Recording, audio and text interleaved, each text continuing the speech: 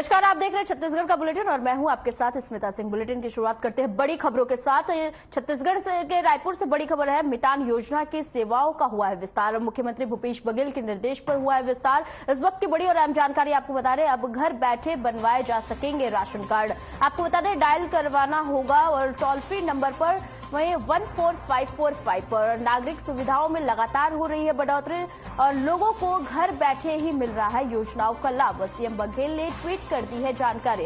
इस वक्त की बड़ी और अहम जानकारी आपको बता रहे हैं, जो कि रायपुर से है। आपको बता दें कि मितान योजना की सेवाओं का हुआ है विस्तार। मुख्यमंत्री भूपेश बघेल के निर्देश पर हुआ है विस्तार। आपको बता दें, अब घर बैठे बनवाए जा सकेंगे राशन कार्ड। आपको बता दें, डायल करना होगा टोल फ्री नंबर 14545। नागरिक सुविधाओं में लगातार हो रही है बढ़ोतरी और लोगों को घर बैठे ही मिल रहा है योजनाओं का लाभ। सीएम बघेल ने ट्वीट कर दी है जानकारी। इस वक्त की बड़ी और अहम जानकारी आपको बता रहे हैं, जो कि रायपुर से मितान योजना की सेवाओं का शुभारंभ हुआ है और मुख्यमंत्री भूपेश बघेल के निर्देश पर हुआ है विस्तार। अब घर बैठे बनवाए जा सकेंगे राशन कार्ड और डायल करना होगा टोल फ्री नंबर 14545। नागरिक सुविधाओं में लगातार हो रही है बढ़ोतरी और आपको बता दें, लोगों को घर बैठे ही मिल रहा है योजनाओं का लाभ। सीएम बघेल ने ट्वीट कर दी जानकारी। इस वक्त की बड़ी और अहम जानकारी आपको रायपुर से बता रहे, जो कि मितान योजनाओं की सेवाओं का शुरुआत हो चुका है, वो विस्तार किया जा रहा है। मुख्यमंत्री भूपेश बघेल के निर्देश पर विस्तार हो रहा है और अब घर बैठे बनवाए जा सकेंगे राशन कार्ड। आपको बता दें, डायल करना होगा टोल फ्री नंबर 14545 और नागरिक सुविधाओं में लगातार हो रही है बढ़ोतरी। आपको बता दें, लोगों को घर बैठे ही मिल रहा है योजनाओं का लाभ और सीएम बघेल ने ट्वीट कर दी सारी जानकारी। इस वक्त की बड़ी और अहम जानकारी आपको रायपुर से बता रहे, जो कि मितान योजनाओं की सेवाओं का विस्तार हो रहा है। मुख्यमंत्री भूपेश बघेल के निर्देश पर विस्तार हो रहा है। अब घर बैठे बनवाए जा सकेंगे राशन कार्ड। डायल करना होगा टोल फ्री नंबर 14545 और नागरिक सुविधाओं में लगातार हो रही है बढ़ोतरी। आपको बता दें कि लोगों को घर बैठे ही योजनाओं का लाभ मिल रहा है और सीएम बघेल ने ट्वीट कर ये जानकारी दी है। इस वक्त की बड़ी और अहम जानकारी आपको रायपुर से बता रहे, जो कि मितान योजना की सेवाओं को विस्तार दिया जा रहा है और मुख्यमंत्री भूपेश बघेल के निर्देश पर हुआ है विस्तार। आपको बता दें, अब घर बैठे बनवाए जा सकेंगे राशन कार्ड और डायल करना होगा टोल फ्री नंबर 14545 और इस पर डायल कर जानकारी देनी होगी और नागरिक सुविधाओं में लगातार हो रही है बढ़ोतरी। आपको बता दें कि लोगों को घर बैठे ही मिल रहा है योजनाओं का लाभ और सीएम बघेल ने ट्वीट कर दी है जानकारी। इस वक्त की बड़ी और अहम जानकारी आपको छत्तीसगढ़ के रायपुर से बता रहे हैं, जो कि मितान योजना की सेवाओं का विस्तार हुआ है और मुख्यमंत्री भूपेश बघेल के निर्देश पर विस्तार हो रहा है और अब घर बैठे बनवाए जा सकेंगे राशन कार्ड। आपको बता दें कि राशन कार्ड बनवाने के लिए डायल करना होगा टोल फ्री नंबर 14545 और नागरिक सुविधाओं में लगातार हो रही है बढ़ोतरी। आपको बता दें, लोगों को घर बैठे ही मिल रहा है योजनाओं का लाभ और सीएम बघेल ने ट्वीट कर ये सारी जानकारी दी है। इस वक्त की बड़ी और अहम जानकारी आपको छत्तीसगढ़ के रायपुर से बता रहे, जो कि मितान योजनाओं की सेवाओं का विस्तार हो रहा है। खबर रायपुर से है, जहां मुख्यमंत्री भूपेश बघेल झीरम के शहीदों को श्रद्धांजलि देने पहुंचे। इस दौरान सीएम बघेल ने हेलीपैड पर पत्रकारों से बातचीत करते हुए कहा कि बीजेपी को जवाब देना चाहिए कि झीरम हमले को लेकर खूंखार नक्सली रामन्ना और गणपति का नाम एफआईआर से क्यों हटाया गया है। साथ ही उन्होंने कहा कि आयोग की रिपोर्ट राज्य सरकार को न देकर सीधे राज्यपाल को दिया जाता है, जिसके बाद कांग्रेस ने एक जांच आयोग का गठन किया और जिसको रोकने के लिए धर्मलाल कौशिक ने स्टे लगवा दिया है। मोदी सरकार, भारतीय जनता पार्टी की सरकार रमन्ना और गणपति को क्यों बचाए, उससे पूछताछ क्यों नहीं की गई, उसके संपत्ति कुर्क क्यों नहीं किया गया। और सबसे बड़ी बात यह है कि यदि रिपोर्ट में, एफआईआर में यदि किसी अपराधी का नाम दर्ज हो गया तो वो हटता नहीं है। भारतीय जनता पार्टी बताए कि उसका नाम क्यों हटा गया और क्यों बचाना चाहते हैं आप। आपका उद्देश्य क्या था? जो मुझसे पूछते हैं ना, पर्ची है, पर्ची है ये। अब भारतीय जनता पार्टी के लोग जवाब दे इस बात का, एफआईआर में नाम होने के बाद उसे हटाया क्यों गया। दूसरी बात, जो आयोग गठित किया गया, आयोग को रिपोर्ट आया, आप सब जानते हैं राज्य सरकार ने आयोग का गठन किया था, राजभवन में उसको सबमिट किया गया। कभी ऐसा हुआ है? लेकिन आयोग की रिपोर्ट सरकार को न देकर, चीफ सेक्रेटरी को न देकर सीधा राजभवन में दिया जाता है। और जब हमारे पास आया ही नहीं और उसके बाद उसके खबरें चलने लगी, तब हम लोगों ने 2 सदस्यीय आयोग का गठन किया। और आयोग के गठन करने के बाद उसको स्टे कौन लेता है? उसको स्टे लेता है धर्मलाल कौशिक। उसकी वकालत कौन करते हैं? महेश जेठमलानी, जो भाजपा का सांसद है।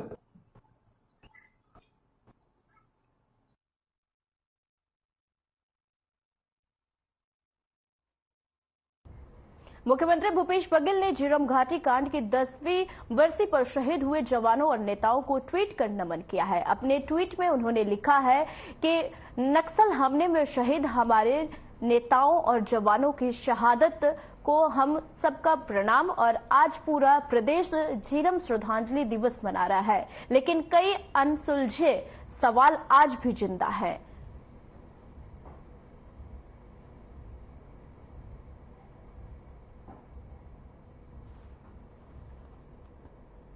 मुख्यमंत्री भूपेश बघेल ने झीरम घाटी कांड की 10वीं बरसी पर शहीद हुए जवानों और नेताओं को ट्वीट कर नमन किए हैं। और अपने ट्वीट में उन्होंने लिखा है कि नक्सल हमले में शहीद हमारे नेताओं और जवानों की शहादत को हम सबका प्रणाम। और आज पूरा प्रदेश झीरम श्रद्धांजलि दिवस मना रहा है, लेकिन कई अनसुलझे सवाल आज भी जिंदा हैं।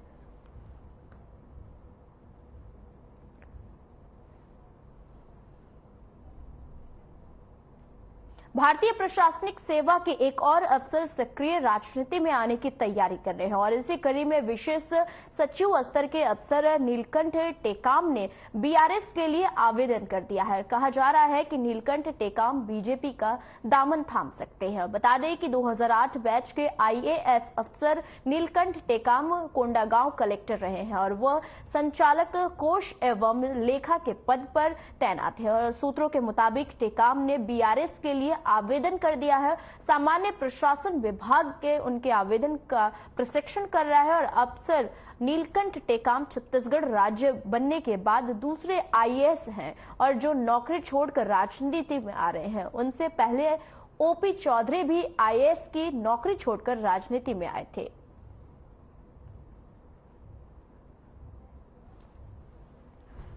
भारतीय प्रशासनिक सेवा के एक और अफसर वह सक्रिय राजनीति में आने की तैयारी कर रहे हैं। इसी कड़ी में विशेष सचिव स्तर के अफसर नीलकंठ टेकाम ने बीआरएस के लिए आवेदन कर दिया है। कहा जा रहा है कि नीलकंठ टेकाम बीजेपी का दामन थाम सकते हैं। बता दें कि 2008 बैच के आईएएस अफसर नीलकंठ टेकाम कोंडागांव के कलेक्टर रहे हैं और वो संचालक कोष एवं लेखा के पद पर तैनात हैं और सूत्रों के मुताबिक टेकाम ने बीआरएस के लिए आवेदन कर दिया है। सामान्य प्रशासन विभाग उनके आवेदन का प्रशिक्षण कर रहा है। अफसर नीलकंठ टेकाम छत्तीसगढ़ राज्य बनने के बाद दूसरे आईएएस हैं जो कि नौकरी छोड़कर राजनीति में आ रहे हैं। उनसे पहले ओपी चौधरी भी आईएएस की नौकरी छोड़कर राजनीति में आए थे।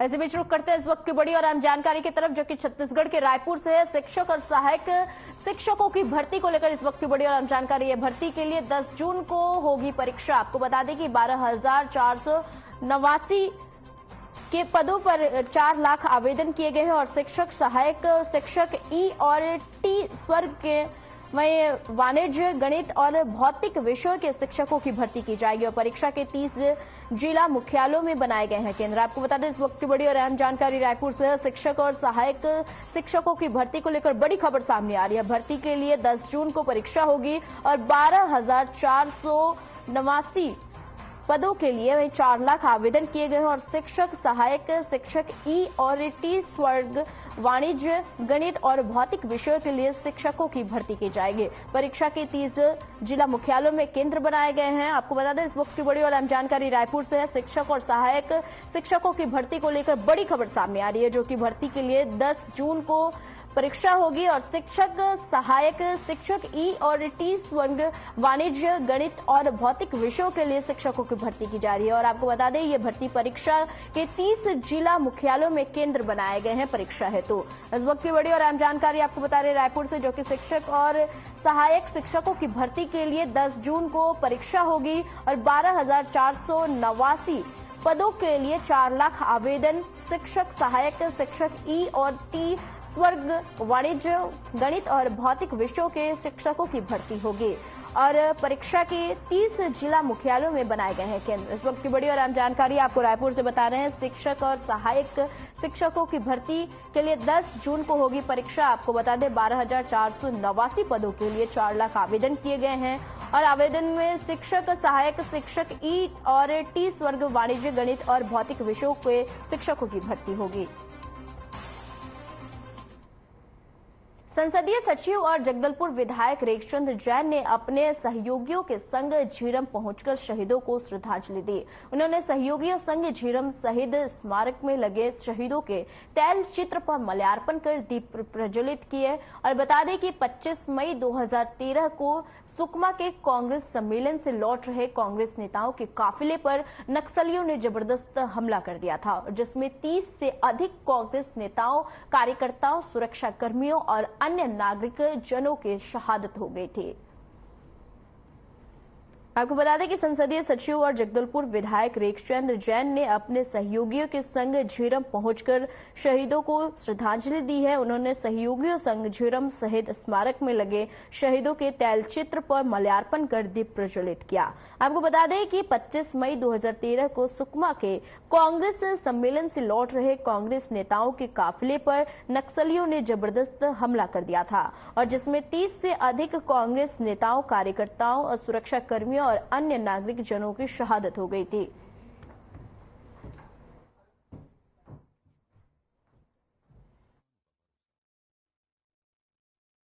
अपने सभी साथियों के साथ परिवर्तन यात्रा निकाल कर वापस लौट रहे थे और ये झीरम की ये वही जगह है जहां पे नक्सलवादियों द्वारा काफिले पर हमला किया गया और इस हमले में हमारे वरिष्ठ नेताओं सहित लगभग 32 लोग अपना शहीद हुए। बड़ा दुख का विषय है और इस अवसर पर आज हम सभी 10वीं बरसी है। प्रतिवर्ष हम सभी कांग्रेस परिवार के लोग यहाँ आते हैं, श्रद्धांजलि अर्पित करते हैं। आज के इस अवसर पर मैं सशक्त नमन करता हूँ, अश्रुपूरित श्रद्धांजलि अर्पित करता हूँ कि हमारे वरिष्ठ नेताओं ने जो इस झीरम घटना में शहीद हुए, अपना सारा जीवन कांग्रेस पार्टी की मजबूती के लिए देते हुए अपनी बलिदानी दी है।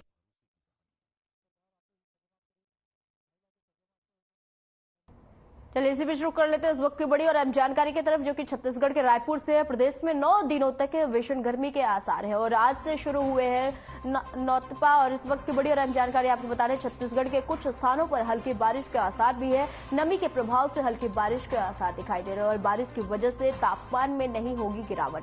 इस वक्त की बड़ी और अहम जानकारी आपको रायपुर से बता रहे, जो कि प्रदेश में 9 दिनों तक भीषण गर्मी के आसार है। और आपको बता दें कि छत्तीसगढ़ के कुछ स्थानों पर हल्की बारिश के आसार है और नमी के प्रभाव से हल्की बारिश के आसार दिखाई दे रहे हैं और बारिश की वजह से तापमान में नहीं होगी गिरावट। इस वक्त की बड़ी और अहम जानकारी आपको मौसम को लेकर बता रहे कि प्रदेश में 9 दिनों तक भीषण गर्मी के आसार हैं और छत्तीसगढ़ के कुछ स्थानों पर हल्की बारिश के आसार दिखाई दे रहे हैं। आपको बता दें कि नमी के प्रभाव से हल्की बारिश के आसार दिखाई दे रहे हैं और बारिश की वजह से तापमान में नहीं होगी गिरावट। इस वक्त की बड़ी और अहम जानकारी आपको रायपुर से बता रहे, जो कि प्रदेश में 9 दिनों तक भीषण गर्मी के आसार दिखाई दे रहे हैं और छत्तीसगढ़ के कुछ स्थानों पर हल्की बारिश होने के भी आसार दिखाई दे रहे हैं और नमी के प्रभाव से हल्की बारिश के आसार दिखाई दे रहे हैं। आपको बता दें कि बारिश की वजह से तापमान में नहीं होगी गिरावट। इस वक्त की बड़ी और अहम जानकारी आपको रायपुर से बता रहे जो कि प्रदेश में 9 दिनों तक भीषण गर्मी के आसार दिखाई दे रहे हैं। आपको बता दें कि छत्तीसगढ़ के कुछ स्थानों पर हल्की बारिश के साथ वहीं नमी में प्रभाव से हल्की बारिश के आसार दिखाई दे रहे हैं और बारिश की वजह से तापमान में नहीं होगी गिरावट। इस वक्त की बड़ी और अहम जानकारी आपको बता रहे हैं जो कि प्रदेश में 9 दिनों तक भीषण गर्मी के आसार दिखाई दे रहे हैं और छत्तीसगढ़ के कुछ स्थानों पर हल्की बारिश के आसार दिखाई दे रहे हैं। आपको बता दें कि नमी के प्रभाव से हल्की बारिश के आसार दिखाई दे रहे हैं और बारिश की वजह से तापमान में नहीं होगी गिरावट। इस वक्त की बड़ी और अहम जानकारी आपको मौसम को लेकर बता रही हूं जो कि प्रदेश में 9 दिनों तक भीषण गर्मी के आसार दिखाई दे रहे हैं और छत्तीसगढ़ के कुछ स्थानों पर हल्की बारिश के आसार दिखाई दे रहे हैं। मुख्यमंत्री कवासी लखमा के गृह ग्राम नागारास में 3 दिवसीय मड़ई का आयोजन हुआ और हर वर्ष की तरह आदिवासी परंपरा के मुताबिक देवगुड़ी में पूजा पाठ किया गया और देवी देवताओं को नगर भ्रमण पर लाया गया और इस यात्रा में मंत्री कवासी लखमा ने लगातार मौजूद रहकर भाग लिया और आम दिवसियों के बीच भी एक और आदमी की तरह नाचते और झूमते नजर आए तो जो उनकी जमीन से जुड़े नेता की छवि को एक बार फिर से सामने लेकर आया और इस मेले में आसपास के गांव से और पूरे सुकमा जिले से हजारों की संख्या में आदिवासी समाज के लोग पहुंचे और इस दौरान मंत्री कवासी लखमा ने कहा कि कांग्रेस ने सदैव बस्तर की वहीं सभ्यता और आदिवासी परंपराओं को बढ़ावा देने का काम किया है और इसके लिए उन्होंने मुख्यमंत्री भूपेश बघेल को धन्यवाद भी दिया। मंत्री कवासी लखमा के गृह ग्राम नागारास में वहीं 3 दिवसीय मड़ई का आयोजन हुआ और हर वर्ष की तरह आदिवासी परंपरा के मुताबिक देवगुड़ी में पूजा पाठ किया गया और देवी देवताओं को नगर भ्रमण पर लाया गया। इस यात्रा में मंत्री कवासी लखमा ने लगातार मौजूद रहकर भाग लिया और आम आदिवासियों के बीच आपको बता दें कि आम आदिवासियों के बीच एक आम आदमी की तरह नाचते और झूमते नजर आए जो कि उनकी जमीन से जुड़े नेता की छवि को एक बार फिर सामने लेकर आया है और इस मेले में आसपास के गांव से और भी पूरे सुकमा जिले से हजारों की संख्या में आदिवासी समाज के लोग पहुंचे और इस दौरान मंत्री कवासी लखमा ने कहा कि कांग्रेस ने सदैव बस्तर की सभ्यता और आदिवासी परंपराओं को बढ़ावा देने का काम किया है और इसके लिए उन्होंने मुख्यमंत्री भूपेश बघेल को धन्यवाद भी किया।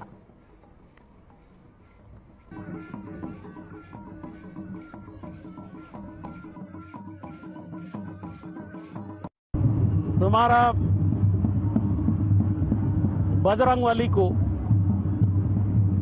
राम भगवान को वोट का उपयोग करते हैं। हम लोग वोट का नहीं दिल से मानते हैं। हम लोग इस देवी गुड़ी में जब तक नवा चावल खाना हो, आम खाना हो, तेंदुपत्ता तोड़ना हो, चाहे शादी विवाह होना हो, जब तक हम देवगुड़ी में नहीं जाएंगे हम नया काम नहीं करते। खबर दंतेवाड़ा से है। जिला कलेक्टर विनीत नंदनवार के निर्देश पर मुख्य चिकित्सा एवं स्वास्थ्य अधिकारी डॉक्टर संजय बसाक ने आज प्राथमिक स्वास्थ्य केंद्र बचेली का औचक निरीक्षण किया और साथ ही आपको बता दें कि निरीक्षण के दौरान उन्होंने अस्पताल में उपलब्ध मानव संसाधन एवं ड्यूटी रोस्टर की जानकारी ली और नियमित रूप से समय पर वहीं अस्पताल खोलने के निर्देश दिए गए हैं और ओपीडी में आने वाले मरीजों के पंजीयन ऑनलाइन करने एवं 100% लोगों का आयुष्मान कार्ड बनवाने के निर्देश दिए गए हैं और औषधि भंडार कक्ष का निरीक्षण के दौरान उन्होंने ईडीएल के अनुसार प्राथमिक स्वास्थ्य केंद्र में आवश्यक दवाइयां रखने के लिए भी संस्था प्रभारी को आवश्यक निर्देश दिए। इस दौरान जिला स्वास्थ्य अधिकारी डॉक्टर एस मंडल, जिला सलाहकार यूनिसेफ डॉक्टर पायल मिश्रा, जिला RMNCH सलाहकार अंकिता सिंह मौजूद रहे। खबर दंतेवाड़ा से है जहां जिला कलेक्टर विनीत नंदनवार के निर्देश पर मुख्य चिकित्सा एवं स्वास्थ्य अधिकारी डॉक्टर संजय बसाक ने आज प्राथमिक स्वास्थ्य केंद्र बचेली का औचक निरीक्षण किया। साथ ही आपको बता दें कि निरीक्षण के दौरान उन्होंने अस्पताल में उपलब्ध मानव संसाधन एवं ड्यूटी रोस्टर की जानकारी ली और नियमित रूप से समय पर अस्पताल खोलने के निर्देश भी दिए। ओपीडी में आने वाले मरीजों के पंजीयन ऑनलाइन करने एवं 100% लोगों का आयुष्मान कार्ड बनाने के निर्देश दिए। औषधि भंडार कक्ष का निरीक्षण के दौरान उन्होंने ईडीएल के अनुसार प्राथमिक स्वास्थ्य केंद्र में आवश्यक दवाइयां रखने के भी निर्देश दिए। साथ ही संस्था प्रभारी को आवश्यक निर्देश देते हुए इस दौरान जिला स्वास्थ्य अधिकारी डॉक्टर एस मंडल, जिला सलाहकार यूनिसेफ डॉक्टर पायल मिश्रा, जिला RMNCH सलाहकार अंकिता सिंह मौजूद रहे।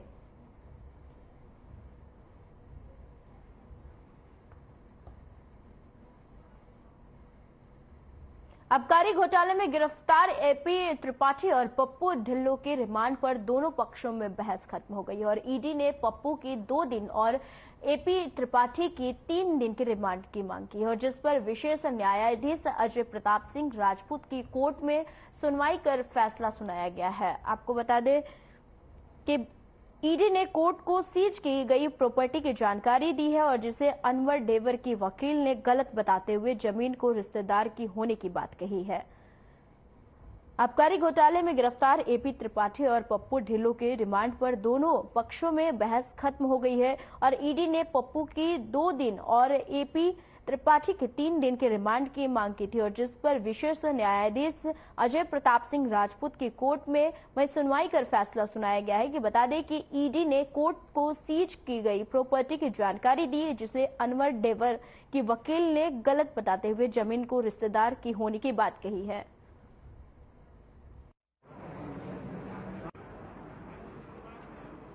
लिकर स्कैम केस में 2 अरेस्टी को जो हमारे पास थे, अरुणपति त्रिपाठी और त्रिलोक सिंह ढिल्लों को हमने आज पेश किया और माननीय विशेष न्यायालय से हमने त्रिलोक सिंह ढिल्लों की 2 दिन की और ईडी कस्टडी की मांग की है और अरुणपति त्रिपाठी की भी ईडी कस्टडी की मांग 3 दिन की है, जो कि माननीय न्यायालय ने हमें ग्रांट किया है।